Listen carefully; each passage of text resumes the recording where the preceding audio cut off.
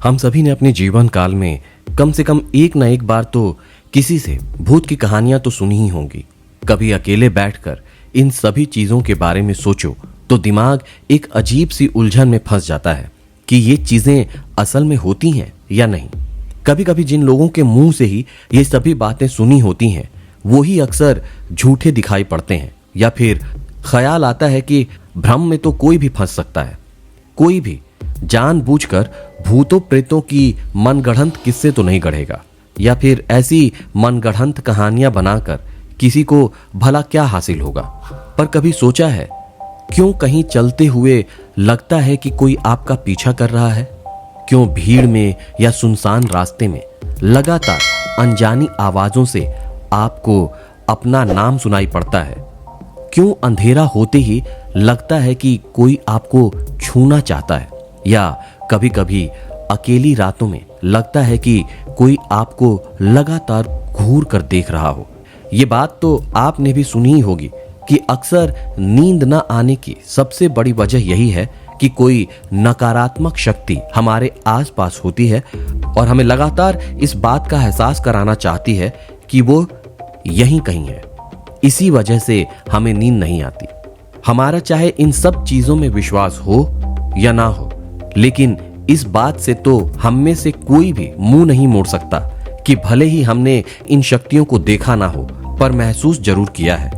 कई बार शांति भरे माहौल में भी जब ऐसी चीजें हमारे दिमाग में आती हैं, मतलब वो वहीं होती हैं आपके पास।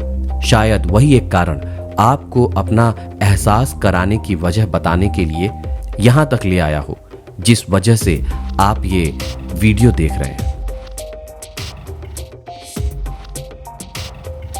ऐसा कहा जाता है कि हर वक्त हम किसी न किसी से घिरे रहते हैं, यानी कि किसी अकेले कमरे में अकेले रहकर भी हम किसी को सच में महसूस करना चाहें तो कर सकते हैं। कभी कभी जो अनजाना चेहरा हमारे दिमाग में होता है वही असल आकृति या चेहरा होता है उस अनजानी शक्ति का।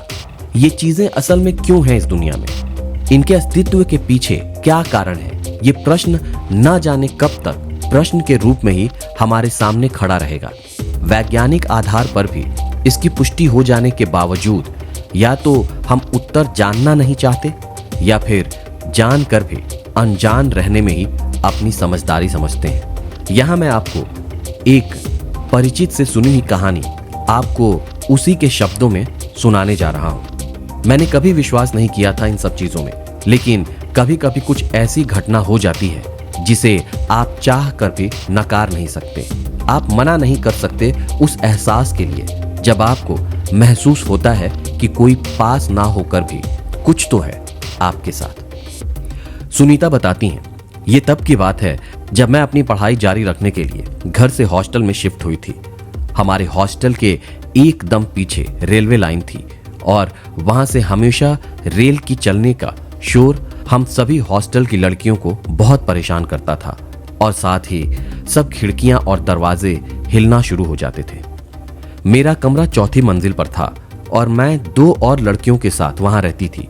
मुझे अभी भी याद है, मुझे सिर्फ वहां रहते हुए 3 या 4 महीने हुए थे कि एक रात मैंने और मेरे साथ की लड़कियों ने एक औरत की बहुत ही भयानक चिल्लाने की आवाज सुनी। पहले हमने सोचा कि यह किसी लड़की की आवाज है हॉस्टल से, लेकिन वास्तव में ऐसा कुछ था नहीं, और रोज हमें उसी समय पर रातों रात तक यह आवाज सुनाई देने लगी थी। हम में से किसी ने किसी को भी इस बारे में नहीं बताया था। धीरे धीरे वो आवाजें और तेज और ज्यादा समय तक रहने लगी। अगर कभी पानी लेने भी जाना होता था तो वो भी डर डर के ही ला पाते थे। फिर भी हमने किसी तरह हिम्मत बांधी और हम रोज की तरह अपना काम करते थे। मुझे कभी कभी रात को बाथरूम जाते वक्त, पानी लेने जाते वक्त ऐसा महसूस होता था जैसे कोई साथ साथ में मेरे बगल में चल रहा है, कभी मेरे पीछे तो कभी आगे। लेकिन मेरी इतनी हिम्मत नहीं हो पाती थी कि उसके चेहरे की तरफ देख सकूं। मैं ऐसे चलने की कोशिश करती थी जैसे मुझे वो इंसान या आत्मा दिखाई नहीं दे रही। अब बात हद से ज्यादा बढ़ चुकी थी। मैंने अपने दोस्तों के साथ सबसे नीचे वाली मंजिल पर रहने का फैसला किया। और वहां मेरे साथ कुछ ऐसा हुआ जिसे मैं कभी नहीं भूल सकती। ऊपर वाली मंजिल पर वो एहसास दिन ब दिन इतना बढ़ गया था कि अब वो सिर्फ बढ़ ही सकता था।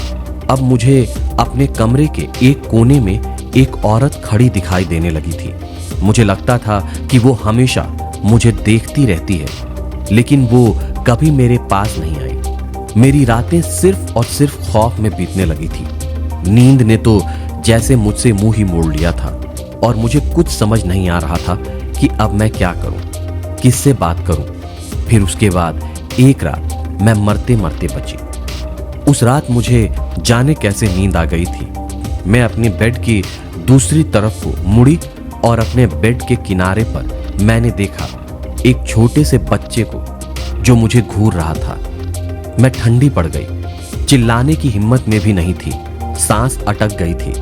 कुछ बोलने की कोशिश कर रही थी, लेकिन शब्द मुंह से बाहर नहीं आ रहे थे। पूरा बदन जैसे किसी ने पकड़ लिया हो।